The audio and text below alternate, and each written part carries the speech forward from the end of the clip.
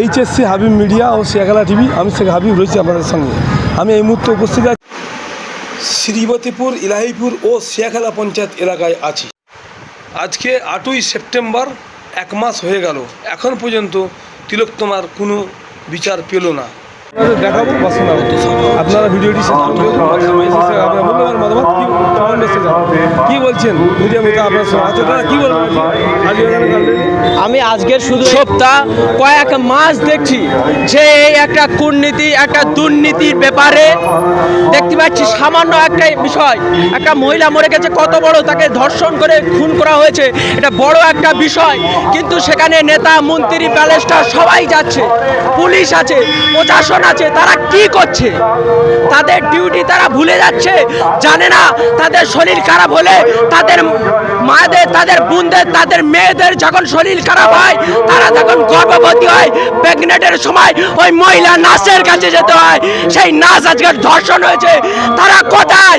তোমাদের মেয়ে নেই, তোমাদের কন্যা সন্তান নেই, তোমাদের মা নেই।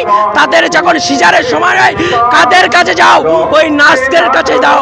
ওই নার্সরা নিজের বোনের মতন করে, নিজের মায়ের মতন করে সেবা করে তোমার কন্যাকে তোমার করে ফিরে যায়। আজকের সেরকম একটা কন্যা মারা গেছে, তাকে ধর্ষণ করা হয়েছে, নির্মমভাবে খুন করা হয়েছে। তার জন্য কেউ কথা বলছে না কেন?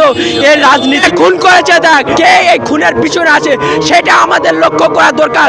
কোন রাজনীতি আছে না, যে রাজনীতি দুর্নীতির সাথে মিশে থাকবে সেই রাজনীতিকে ধ্বংস করে দেবো। তার সাথে জীবন জিতে আমরা আছি, কিন্তু কে করেছে এটা সিবিআই দরকার। সিবিআইরা এত সুন্দর লেখাপড়া করেছে, বাইরের থেকে লেখাপড়া করে এসেছে না, তারা ঘুষ দেওয়া হয়েছে। তারা যদি ঘুষ দেওয়া হয়েছে বলে তারা আজকের ঘুষ নিচ্ছে, আর সেই কারণে আজকের ওই মহিলাটার এখন ন্যায় বিচার হচ্ছে না। আমাদের ঘরের কোনো মা বোনদেরকে গায়ে হাত তুললে আমরা তাকে ছেড়ে কথা বলবো না। আর জি করে সে একজন আমার ধর্মের না হতে পারে, তিনি কিন্তু একজন ডাক্তার দিল। ডাক্তারের সম্মানটা আমাদের মাথায় উপর রাখি। আমাদের যখন শরীরের কোনো প্রবলেম হয় আমরা ছুটে প্রথমে ডাক্তারের কাছে যাই, এ ডাক্তার কি বলছে, ও ডাক্তার কি বলছে। কিন্তু আজকের যারা বাইরে থেকে পুলিশগুলো এলে চেক করছে এখনও 1 মাস হয়ে গেল, আমি এখনো পর্যন্ত ভিডিওয়ে আসিনি। 1 মাস হয়ে গেল, এখনো কেন ন্যায় বিচার পেল না? তারা পরিবারগুলো কি হাউ হাউ করে কাঁদছে। ওইটা যদি তোমার বোন হতো, তোমার মা হতে, তাহলে কি করতে? তোমার মা হলে, তোমার বোন হলে ঘরে 1 মিনিট বসে থাকতে না, তুমি সারা গ্রামের, সারা এলাকার লোক জড়ো করে রাস্তায় নেমে যেতে। আজকের প্রত্যেকটা মেম্বার প্রধানকে বলবো অটোমেটিক রাস্তায় বসে থাকো।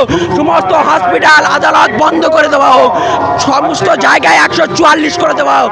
যতক্ষণ পর্যন্ত না এই নারীর ধর্ষণ খুনের বিচার হবে, তাদের ফাঁসি না হবে, ততক্ষণ পর্যন্ত পুরো পশ্চিমবঙ্গ বন্ধ থাকবে।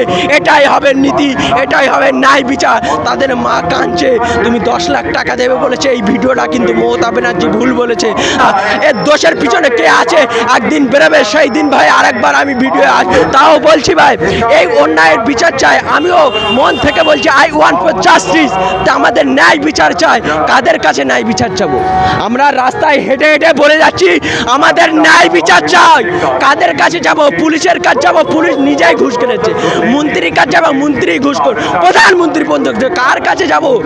বাইরে বাইরে ব্যাংক ব্যালেন্স করছে এরা, নিজেদেরকে দেখছে না, জনগণকে পদে পদে খেলাচ্ছে। জনগণ দেখেছেন কোনোদিন নেতা মন্ত্রী মরতে? না। আন্দোলনে কারা মরে? জনগণের মরে, জনগণের মাথা পাটে, নেতা মন্ত্রীর কিচ্ছু হয় না। তাই বলি আমরা যে সব জনগণগুলো রাস্তায় নামছি, আমাদের প্রতিবাদ করতে হবে। প্রধানমন্ত্রী বলছি মেম্বারের কাছে বাড়ির সামনে গিয়ে অটোমেটিক দাঁড়িয়ে থাকতে হবে। তুমিও আমাদের সাথে রাস্তায় নামো। কেন নামবে না? বিচার চাবে।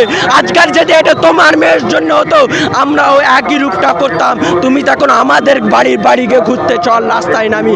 আজকের আমরা এসেছি, আমাদের কন্যা সন্তান খুন হয়েছে, আমাদের কন্যা সন্তান ধর্ষণ হয়েছে, তাকে ডেকে নিয়ে আসতে হবে বাধ্যতামূলক। তাকেও রাস্তায় নামাতে হবে।